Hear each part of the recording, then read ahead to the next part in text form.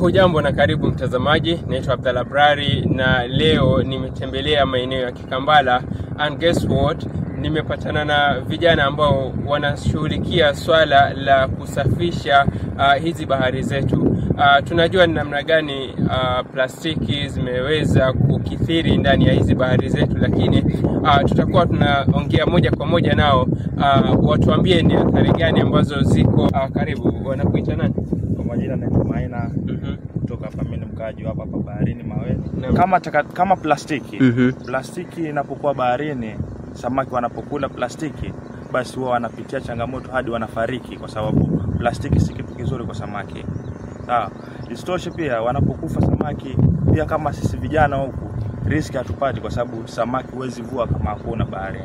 Na haya mashirika na serikali kwa jumla wanafaa kutumia mbinu gani kuona kwamba hizi plastiki hazifiki huku baharini? Serikali na mashirika mengine nataka waje na mbinu mwafaka ambayo itasaidia vijana. Vijana wanafika baharini wanasafisha, angalau bahari inakuwa nzuri. Vijana pia hapo wanapata kazi.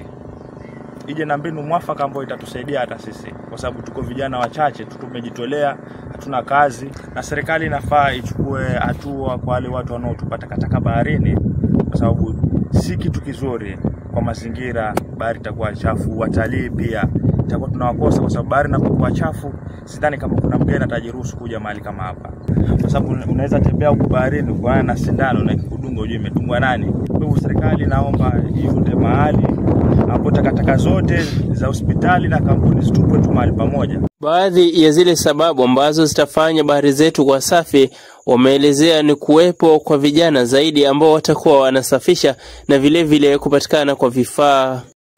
Kwa majina ni Rama Rua, nimetoka maeneo ya Kikambala Maweni. Tuko hapa chini baharini, tunashughulikia mazingira kwa kuokota maplastiki, kusafisha kwa sababu ya samaki wazidi kuwa wengi. Serikali na mashirika na makampuni yaliyo karibu, jaribuni kutusaidia na kuongeza vijana wazidi kuwa wengi. Hadi wakati mwingine tena mtazamaji, jina langu ni Abdalla Brari na hii ni Abrar TV.